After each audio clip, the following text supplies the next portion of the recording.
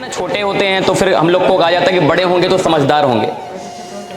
जब कोई बच्चा छोटा होता है तो उसको बाकी अच्छा बुरा और ये सारी चीज़ों के बारे में उतना इल्म नहीं होता, लेकिन जब बड़े हो जाते हैं तो फिर कहीं ना कहीं हम लोग को काफ़ी हद तक चीज़ों का इल्म हो जाता है, सीखने की काफ़ी मौका मिलता है।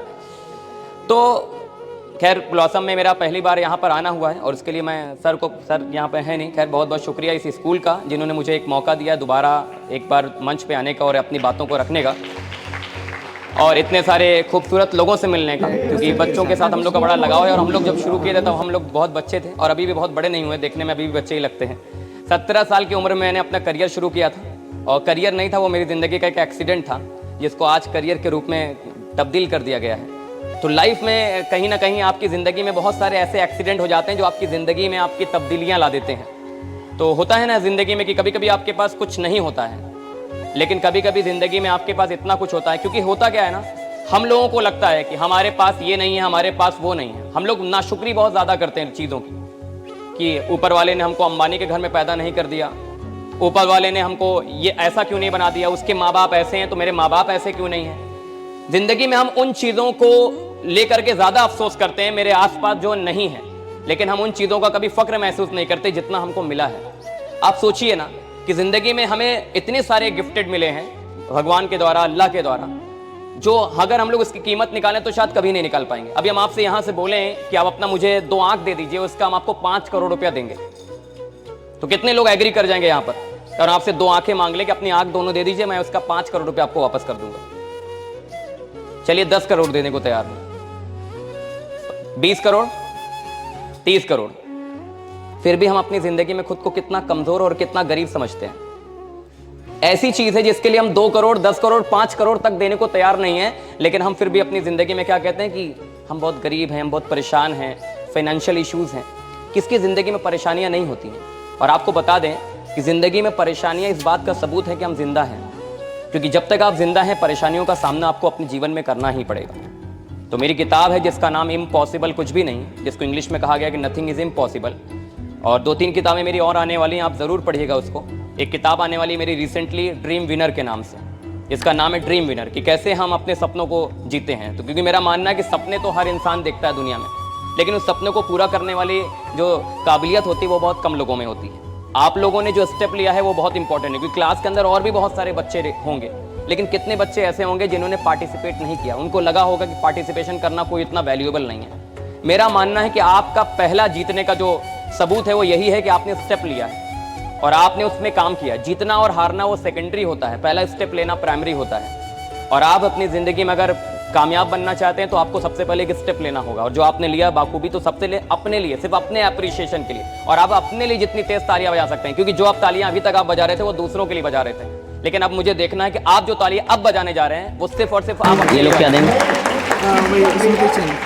बिल्कुल, बहुत बढ़िया।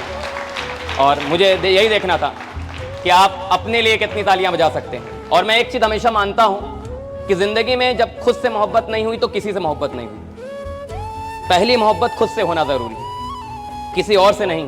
वो एक्टर, वो एक्ट्रेस, वो हमारे लिए इंपॉर्टेंट नहीं है, क्योंकि हमारी ज़िंदगी के जो एक्टर और एक्ट्रेस हैं वो हमारे माँ बाप होते हैं, जिनसे हम सीखते हैं, हम लर्न करते हैं, ज़िंदगी में कुछ अर्न करते हैं। तो माँ बाप हमारी ज़िंदगी के वो एक्टर हैं, वो अभिनेता हैं जिन्होंने हमारी ज़िंदगी में बहुत सारी तब्दीलियाँ लाई हैं। चाहे वो टीचर के रूप में हो, माँ बाप, आपने देखा होगा कि टीचर्स डे में हम सबके साथ सेलिब्रेशन करते हैं, हम अपने सारे टीचर्स को अप्रिशिएट करते हैं, हैप्पी टीचर्स डे बोलते हैं। लेकिन अपनी ज़िंदगी में हम कभी सबसे पहले टीचर्स को कुछ नहीं बोलते, जिसने अपने मुंह से सबसे पहले, आपके मुंह से एक शब्द निकाला जो कि हमारी ज़िंदगी में सबसे पहला शब्द होता है, जिसको माँ कहते हैं। कहने को बहुत छोटा है, लेकिन हर बच्चे की ज़बान पे सबसे पहला शब्द यही आता है, और यही हमारी ज़िंदगी का सबसे पहला टीचर है।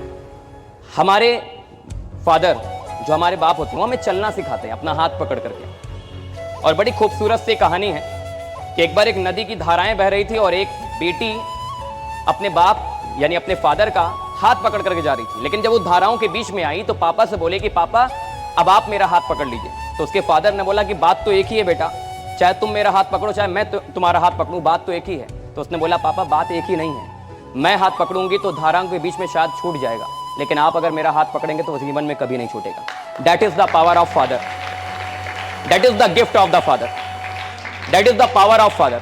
एक और बड़ी खूबसूरत सी लाइन है, मैं हमेशा अक्सर अपने सेशन में कहता हूं और आपको भी बताना चाहूंगा, value of the mother and father, that is very important. आज मेरी सक्सेस के पीछे अगर कोई बहुत बड़ा राज आपको ढूंढना है ना, तो सिर्फ एक राज ढूंढिए, that is the prayer, that is the दुआ of my father and my mother, जिन्होंने मेरे लिए प्रे किया। मेरा कोई भी सेशन रहता है, सबसे पहले मैं अपनी माँ से दुआएं लेकर के उनको, आज वो यहाँ नहीं है तो उनको फ़ोन करता हूँ, अभी लखनऊ में है रिसेंटली, तो मैंने कॉल किया कि मैं सेशन लेने के लिए जा रहा हूँ, तो वो दुआएं मिलती हैं, उससे मुझे एक अलग मोटिवेशन मिलता है। फादर को कॉल करते हैं, उनको बताते हैं कि मेरा सेशन होने जा रहा है, तो बड़े खुश होते हैं, वो अप्रिशिएट करते हैं ज़िंदगी में। तो ये होना बहुत ज़रूरी है। और मेरी सक्सेस का जो सबसे बड़ा राज है, that is the prayer of my father and my mother, जिन्होंने मेरे लिए इतनी सारी प्रार्थना, इतनी सारी दुआएं की, क्योंकि अकेला इंसान कुछ नहीं कर सकता और मेरे अंदर वो ताकत, वो काबिलियत नहीं है। अगर मेरे माँ बाप ना चाहते तो हम यहाँ तक नहीं पहुँच पाते। तो दैट इज़ वेरी इंपॉर्टेंट। तो एक बार होता क्या है, आपने अक्सर देखा होगा कि बहुत सारे लोगों ने पूछा, और मैं अक्सर अपने सेशन में कहता हूँ, मेरे लिए बड़ी खूबसूरत सी लाइन है कि लोग कहते हैं कि अक्सर आपने गाँव में देखा होगा कि जो माँ होती है, जो औरत होती है, वो अपने बच्चे को अपनी कमर पर पकड़ करके चलती है। देखा है कि नहीं देखा है कितने लोग? और बाप को आपने कभी देखा कि वो कमर पर पकड़ कर बच्चे को ले जाता हो? बाप हमेशा अपने बच्चे को कहां पर रखता है? कंधे पर लेकर के चलता है। तो किसी ने बड़ी खूबसूरत सी लाइन पूछी कि ऐसा क्यों होता है कि माँ अपने बच्चे को कमर पर जो है रख करके ले जाती है और बाप जो है वो अपने बेटे को अपने सर के ऊपर रख कर ले जाता है? तो जवाब कितना खूबसूरत है, सुनिएगा कि माँ अपने बेटे को अपने कमर पर रखकर इसलिए लेकर चलती है ताकि वो वहां तक देख सके जहां तक उसकी माँ देख सकती है। लेकिन एक फादर अपने बेटे को अपनी कमर, अपने कंधे के ऊपर इसलिए रखता है क्योंकि वो चाहता है कि उसका बेटा वहां तक देख सके जहां तक वो खुद नहीं देख पा रहा है। That is very genuine power of father and mother. सोचिए, मैंने अभी थोड़ी देर पहले अपने सेशन में बताया कि they are the living awards of our life. हमारी जिंदगी के चलते फिरते अवार्ड है। बहुत सारे अवार्ड लिए होंगे, बहुत सारे अवार्ड्स हम लोग देखते हैं, हम लोग ट्रॉफी देखते हैं, आईफा का अवार्ड देखते हैं, ऑस्कर देखते हैं। हमारी जिंदगी का ऑस्कर तो वही है जिन पे धूल नहीं पड़ती, जो गिरते वक्त आपको संभालने के लिए आपके लिए हमेशा खड़े होते हैं। और माँ जिंदगी की सबसे कीमती चीज है।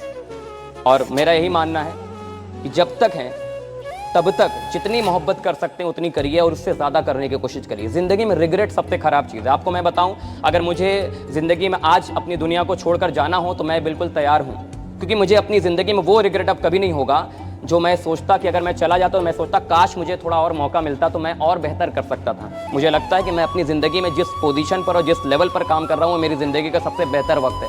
मुझे अफसोस नहीं रहेगा अपनी ज़िंदगी में, और आंखें बंद करते वक्त मुझे एक खुशी सी महसूस होगी, एक चेहरे पर मुस्कुराहट होगी कि जा रहे हैं और दुनिया को बहुत कुछ दे करके जा रहे हैं। तो इतिहास पढ़ने से ज़्यादा इतिहास रचने की कोशिश करिए, और यही कोशिश आपके अंदर होनी चाहिए। आपके अंदर जो जुनून है, जो डेडिकेशन है, वो यही होना चाहिए।